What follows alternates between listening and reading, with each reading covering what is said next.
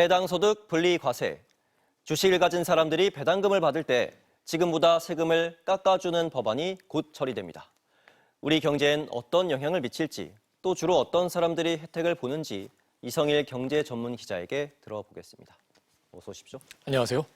배당소득은 세금을 따로 매기겠다. 예. 그리고 그 세금도 깎아주겠다. 이런 내용인 것 같은데 좀 더 자세한 내용 설명해 주시죠. 예. 지금 현재 세법 담당하는 국회 상임위를 통과를 해서요. 절차상 이제 본회의 표결만 남은 법안인데요. 여야가 합의한 드문 법안이라 앞으로 변수가 크게 있을 것 같지는 않습니다. 이번에 바뀌는 내용 말씀하신 대로 분리과세 또 그리고 세율 인하인데요. 지금까지 대부분의 주주들은 배당소득에서 14%의 소득세, 또 이 세금의 10분의 1인 지방소득세를 또 그리고 미리 제한 나머지 금액을 받았었습니다.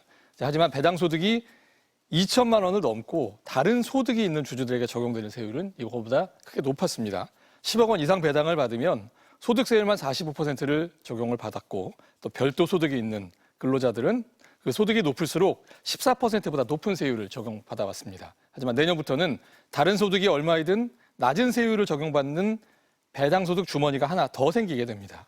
이에 따라서 일부 사람들에게는 세금 부담이 좀 낮아질 수가 있게 되는 거죠. 새로운 세율로 회사들이 내년 1월 1일부터 주주들에게 나눠줄 배당 이것부터 적용하기 때문에요.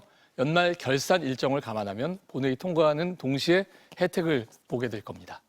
그럼 이 제도가 우리가 가진 모든 주식들에 다 적용이 되는 건가요? 그건 아니고요. 자, 어떤 주식에 나온 배당이냐에 따라서 전처럼 합산이 될 수도 있고 또 아닐 수도 있는 거죠. 주식 배당의 주머니가 둘로 나뉘게 되는 그런 셈입니다. 예를 들어서요. 하이닉스 같은 기업은 올해 엄청난 이익을 냈지만요. 순이익에서 아주 일부만 배당을 해온 기업입니다. 이런 기업에서 받는 배당은 이번 법 개정과 무관하게 이전과 같은 세율을 적용받게 됩니다. 하지만 KB금융지주처럼 이익은 좀 적더라도 순이익에서 배당을 하는 비율이 높은 기업들은 작년보다 배당을 조금 더 늘리게 되면 주주들이 이 두 번째 주머니를 갖는 혜택을 보게 될 가능성이 높습니다. 올해보다 10% 배당 이상을 늘리면 동시에 그 배당액이 순이익의 25%를 넘어가는 게 이게 조건이거든요. 순이익에서 40%를 넘게 배당하는 기업은 작년보다 배당이 줄어들지만 않으면 포함이 되게 됩니다. 보통은 매출액, 순이익이 늘어나는 속도가 빠른 기업을 좋은 기업이라고 하지만요. 이번 개정안은 기업이 낸 이익을 얼마나 주주들에게 많이 돌려주느냐 여기에 초점을 맞췄다고 할 수가 있습니다.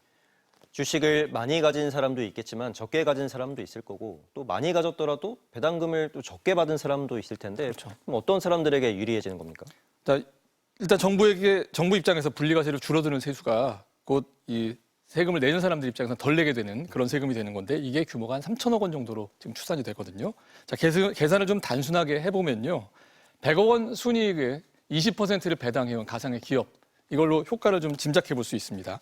그동안 40% 지분 가진 대주주는 40억 원 배당해서 세금을 떼고 한 절반 남짓을 그동안 챙길 수가 있었거든요.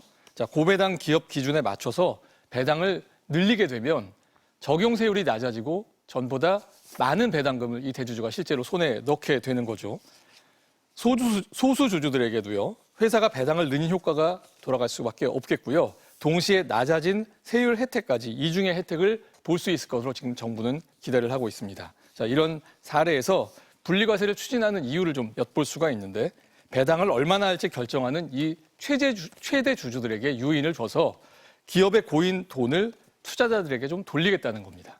지방소득세까지 포함해서 거의 절반을 세금으로 내왔던 대주주들이 배당을 좀 꺼렸고 투자자들도 이 배당을 투자의 목적이라고 생각하지 못했다. 이런 판단이 좀 깔려 있는 겁니다. 그런데 아까 말씀하셨던 것처럼 그 배당 소득을 그만큼 많이 받는 사람이 사실 제 주변엔 없거든요. 그렇죠.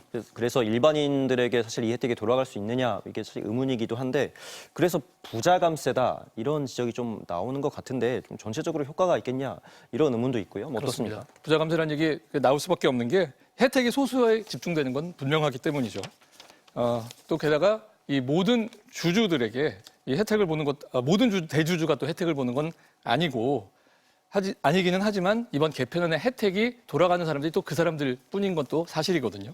자, 하지만 말씀하신 대로 또 효과가 크겠느냐는 다른 관점에서의 비판도 있습니다. 개편 이후에도 세율이 여전히 높고 누진적인 성격도 남겨놓아서 대주주가 배당을 늘릴 만한 수준이 아니라는 지적이 있는 거죠. 다른 나라와 배당 소득 세율을 비교해보면 여전히 전반적 세율이 높은 유럽 국가보다도 높은 수준입니다.